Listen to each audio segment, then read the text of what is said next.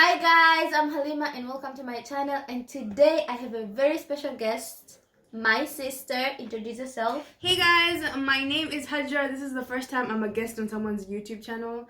So if you guys don't know, I also have a YouTube channel and you should go subscribe there. But first subscribe here and watch this video throughout because it's going to be amazing. What are we doing? I'm just saying that I don't know what we're doing. What are we doing? We're going to react to a video by this guy called Ali Abdaal, I think, and we're going to react. The video is the best productivity hacks of all time. So before we get into the video, click that subscribe button and that like button, and let's get into the video.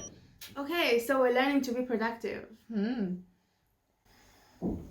Something really exciting, and we're ranking all of the world's most popular productivity techniques in order of how Nice accent. effective, how useful, how He's from England. life-changing they are. I've been reading all of the productivity books under the sun for the last decade or so, and some of these techniques are useful and some of them are a bit crap, and so we're going to be using the standard tier list ranking system that YouTubers have been using for all sorts of other things. We're going to be using that tier list system for this productivity list. So the tiers that we're going to play with are as follows. We start with the S tier. These are the absolutely life-changing productivity methods that you literally cannot live without. Then we have A for S, life-changing. Got it. essential. I honestly did not even know about any of these tiers, but we're learning together, guys. Let's be productive. These are really useful that will really impact your life, but they're not actually going to make a life or death difference. Then we have B, which is like useful and nice to know, but not massively going to move the needle. We've got C, which is nice to have techniques that might be useful in specific situations. And then we've got D, which are techniques that might work for other people, but that don't really work for me. And then we have E and F, which are totally useless and utter junk, respectively. Let's start with technique number 1, which is the Pomodoro technique. He said utter junk. So why are we talking about them? Well, you say like, you try this is junk. Now the vibe here is that you want to work for 25 minutes and then have a 5-minute break. Work for 25, 5-minute break, and repeat this 4 times. And after 4 repetitions, then you get to have a half an hour long break. Now the Pomodoro technique is an absolute classic that's been used mostly by students as a way of motivating themselves to work. And I certainly used to use it back when I was at university. But the problem with the Pomodoro technique is that for me, I often felt like I was just getting into the swing of... Honestly, I'm like, no, it doesn't work for me. You? I don't think, I've never tried it, but I don't think it would work for me. But honestly, it might actually, you know? Yeah, you have never tried it. But for me, I tried it, it doesn't work for me. Yeah, I think I'll have to try this. We'll have to try this and see if it works for us. Yeah. things at around the 25-minute mark, and so when I would have to stop working to have a break, I would find that that would interrupt my flow state. And so for me, I actually tend to work for about 40 or 45 minutes if it's something that I'm enjoying working on. I find that is the ideal amount of time to get me into the flow state. And so it's a bit controversial, but I'm going to rank the Pomodoro technique as C on our tier. So where would you rank it? I need to see all of them to rank it. The first one is the life-changing. The A is essential. But I don't know them. No, I mean the Pomodoro technique. Where would you rate? You really like it as an essential one, or is it life-changing for you, or it might work for it? It's nice, but it doesn't work for you. So I think I'll go with B. It's nice, but it doesn't work for you? Yeah, it works for others, but not me. I can't judge it because like I've never done it, you know? Yeah, okay. I feel like it might work for me, honestly. So maybe A. Maybe. I think so. Yes. Next, we've got the concept of delegation. Now, Tim Ferriss talks about this a lot in The 4-Hour Workweek, which is one of the books that's most changed my life. And recently, I've heard entrepreneur and investor Naval Ravikant talk about the idea of setting an aspirational hourly rate. Now, the idea here is that we should figure out what is our time worth to us personally in like dollar amounts. And then if there is stuff that we're doing that we don't enjoy, then we can think about delegating it to someone else if it is cheaper than the amount that we set as our aspirational hourly rate. So I'm going to get... So you think everything is money.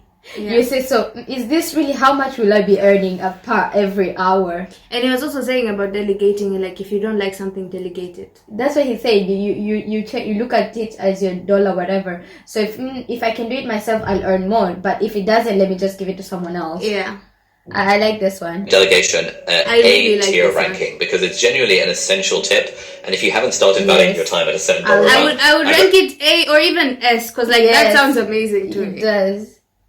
But I need to work on that. Me delegating work is really hard for me. I need to work. I recommend you at least give it a go because it's a useful thought exercise. Next on the list, we have the 2-minute rule. Now, this was popularized by David Allen in the book Getting Things Done. And the idea behind the 2-minute rule is that if there is something that you need to do, and that something is going to take less than 2 minutes, then you should do it right now rather than add it to your to-do list. Now, the 2-minute rule is actually like really useful. I just don't do it very much because I'm a bit of a waste man. And so I've got to give it a rating of a D because normally if I have something like replying to an email or replying to a WhatsApp message that actually would take less than 2 minutes, I would love to actually do it there and then. But generally I just think, oh, I'll get to this another time. Me too. Me, it depends. Not everything. Me, not everything. When he said about the WhatsApp or like texting or replying, I'm like, it would take 2 seconds, but I'll be like, I'll do it later. Or sometimes you think you've already done it, but actually you haven't. No, because like you open it and you're like, okay, I'll reply later. Yeah. Then you think you've done it. Yeah. So I would also rank it a D. Like it's good in theory, but in practice, I don't really do that. You just don't do it, but it's really good if you try it. Yeah. Everything under 2 minutes, do it then and there. We should try. We should actually do a challenge. Like, let's see. That is a challenge. Do And then everything it then just there. ends up, people following up, hundreds of unread messages on WhatsApp. Apologies to anyone who's tried to email or message me in the last 2 years, but I really do suck at replying to messages because I don't apply the 2-minute rule. Next on the list, we have the 2-day rule. Now, this is something from my friend and fellow productivity YouTuber Matt Diavella. After 8 years of attempting to put weight on ever since high school and failing miserably, I implemented the 2-day rule. It's very simple. I would not allow myself to take off more than 1 day in a row for some kind of workout, be it the gym, a jog, or a hike. I had to do some kind of physical activity at least every other day. This allowed me the time to take days off as I needed it, often multiple days a week, but it also kept me committed to my goal, and most importantly, it prevented me from falling into a slump and neglecting my health for weeks or even months at a time. And I really like the 2-day rule because it's an alternative approach to sticking to your schedule that offers a little bit more leeway. I tried using the 2-day rule at one point back when I was working out at the gym. Okay, I really want to try this one. We should. I really want to try this one. Like, should. honestly, the 2-day rule feels like something that would work for me. Yeah, so I'm starting it tomorrow. Before he ranks it, where would you rank it? Life-changing? Yeah. You think it would be life-changing? So S. S. Or essential? S. Regularly, and I found it didn't quite work for me because I'm not as on the workout hype as Matt is. And so instead what I found was useful for me was having an accountability buddy in a personal trainer, and so I'd end up working out 2 or 3 times a week. And so the 2-day rule is awesome, and I know a lot of people who use it, but because I don't personally use it at all, it's going to have to go on the D ranking on our tier list. Next, we have the concept of time blocking. Now, this is basically where you block out a certain amount of time for a particular task or project, and ideally you stick it in the calendar, and so when that time comes around, you actually end up doing the thing. Now, this is going to get an A rating from me. I think this is an absolutely essential tip. The day I started using a calendar was the day that my productivity basically 2x'd overnight because I was now using a calendar. Because normally, like, I find for me, I don't use a calendar. I keep it in my head, honestly. But I think I should write it down because you forget, But I am the type of person, if I know I need to do something at that time, I will do it. I just react and do it. I'm not. I am the definition of a procrastinator. Like, I procrastinate every single thing. Like, if there was a face for procrastination, it would be my face. Don't worry, if I do a procrastination video, she'll be the example. Like, literally, like, when I'm like, okay, I need this to be up today. Like, I'm supposed to have a YouTube video today. I'm sorry, I did have it. I feel like you work well under pressure. Yes. You work well under pressure. I do. And like, if I know I have time, I'm not gonna do it until I'm like, this thing needed to be done yesterday. Then I'll do it. We are actually polar opposites. Me, if I have to do that thing at that time I have to do it. I can't. But there's something I can procrastinate.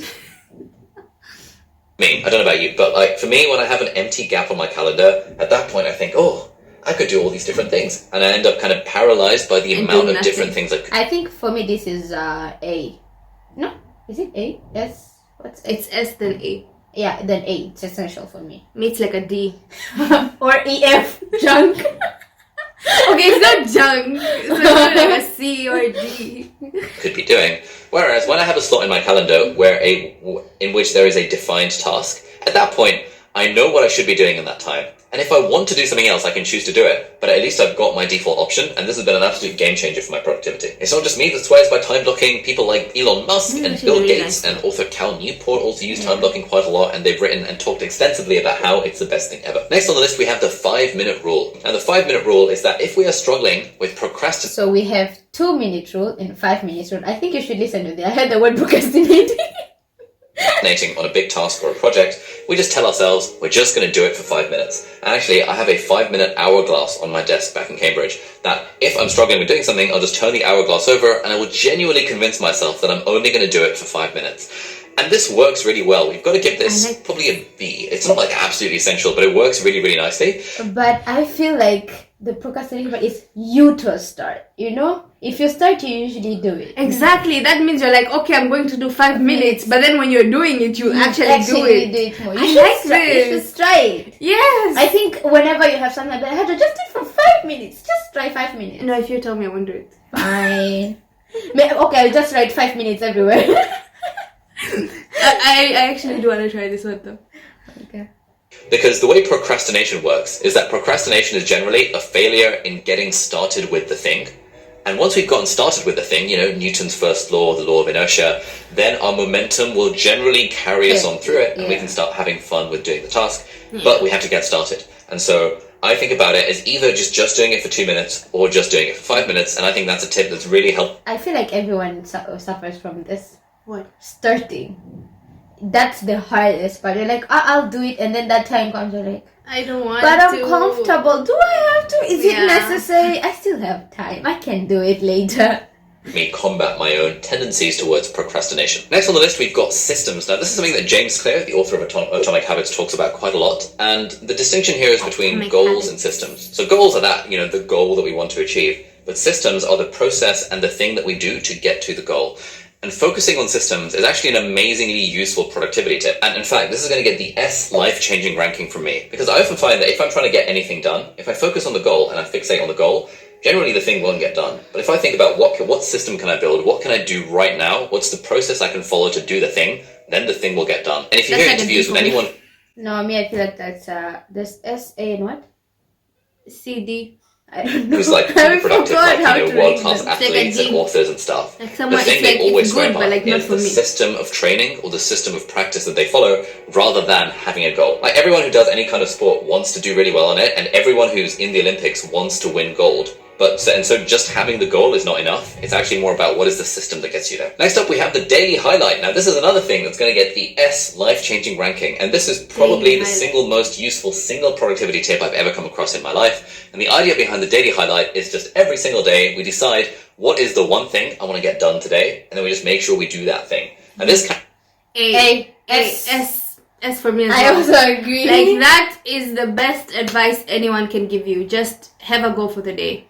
Yeah, the highlight of your day. Yeah. Just like today, this is the thing that I have to do today. That's it. Like, don't put so much thing on your plate because you won't end up doing all of that. And don't think about it too much. Yeah. So just put the one thing that's like the highlight of your day. This is what my day today. Today, all I'm focusing on is filming a YouTube video. Today, all I'm focusing on is uploading it. So, yeah. can be something productive, like complete chapter of my book proposal, or it can be something completely unproductive, i.e. not work, like hang out with friends or like call my grandma. It could be anything like that. But the idea here is that if for every single day of the year we could actually just do the single most important thing that we want to get done that day, that genuinely would change the needle for our productivity and also for our life. And so we're going to give the daily highlight an S ranking on the tier list. Next up, we've got the technique of batching. Again, something that Tim Ferriss talks a lot about in the 4-Hour Workweek. I talked about this on my first video. Batching similar tasks. The idea being that if you have tons and tons of emails, instead of checking email throughout the day at different times, you check email all at once, all at the same time. All the for example, same type of activity or task that look the same, do it together. Yeah. So that will be the, because ukitoka from one, if you come from one thing to another, or you do that flow that you are in, and then you'll be like, you have to get back into that mindset again. But if you do the same thing all together, and then you move to another thing, you are done with those other things. Yeah, that's true. Like I'm doing today, instead of filming a YouTube video every day, I film 4 videos in a single day, and then I have the other 3 days off. This is batch. 4 videos. Wow. I can't do 2. I do 2 in a day. I can't do 2. I do 2 in a day because I feel like the editing part is when I have different days. 4 videos a day. How many videos does he upload in a week? 4? Maybe. He's like, yeah, there's 1 day for filming all the videos for the week. We should do that. We do 2 videos a week. But I do vlogs. How do I vlog 2 different days? That 1 day. Okay, maybe yeah, it can work for you. It's pretty good. It works on a lot of things. It's not like massively life-changing, and therefore I'm going to give it a C ranking on our tier list. Alright, let's speed up through these a little bit more. Next on the list we have color coding, which my friend Noah Kagan uses quite a lot. The idea here is that you color code your calendar depending on what category the task is in. So self-care stuff gets a different color, and work stuff gets a different color, and life stuff gets a different color. I don't personally use it myself, so this is going to get a D ranking. Next on the list we have to-do lists. Nothing much needs to be said there. I don't really like the idea of to-do lists. Instead, I call like my to-do list a my to-do list. And so when I figure out what I'm doing for the day, yes, I do the daily highlight. That's the one thing that I swear by because that's the one thing I absolutely have to get done. But then everything else falls under the might do list. This is stuff that if I feel like it. This is like I might do it. I feel like I already have my highlight. I already done my highlight. The other ones, maybe we'll think about it. We'll see what's our mood. Yeah. If I want to be bothered to do the thing, then I will just check things off the list. And often I have just so much stuff on there that I'm never going to get around to doing, but that's fine, because as long as the most important things are being done each day, thanks to the daily highlight, I don't really need to overly worry about these little things on my to-do list. Therefore, I reckon we're going to give this a ranking of C. Me too. Which is pretty good in some contexts, but not in all contexts. It's alright. They're pretty good. Next up, we have the idea of listening to things or watching things at speed multiples. This is absolutely S. This is 100% life-changing. One of the most life-changing things you can do. I don't get it. Which is like when I'm listening to audiobooks on Audible, generally I'm listening to them at double speed. Sometimes even when I'm watching Look at how he's talking. Of course he'll... So they're like, that's like a trash to me. I'm sorry. TV shows. No, because like I like taking my time and understanding what I'm listening to, or you know. So like if you're rushing the message as well.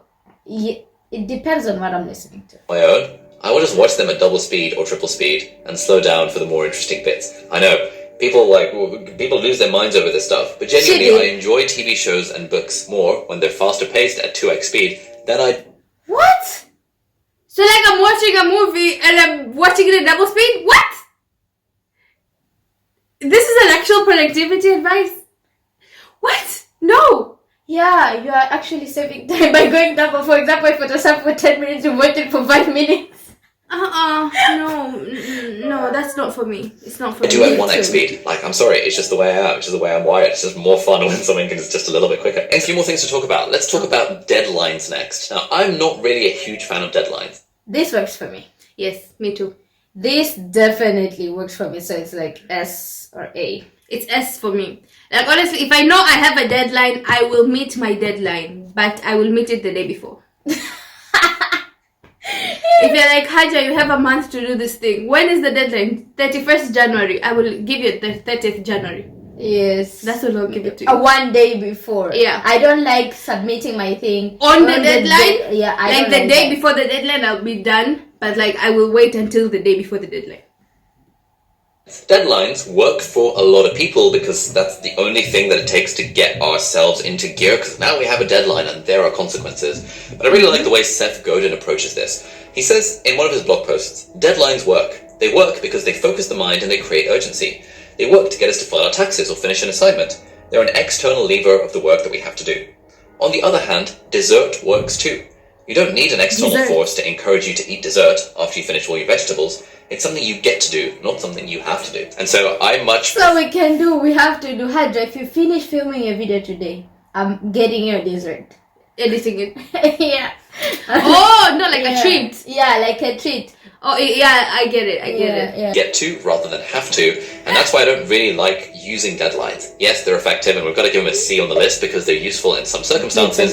But I think we do want to build a life in which we don't have to rely on deadlines. And instead we just do the stuff that we enjoy doing, that we feel like we get to do, that we feel like we are blessed to do. Next on the list we have the Eisenhower Matrix. Now I talked about this too. I will link this video down talking about this.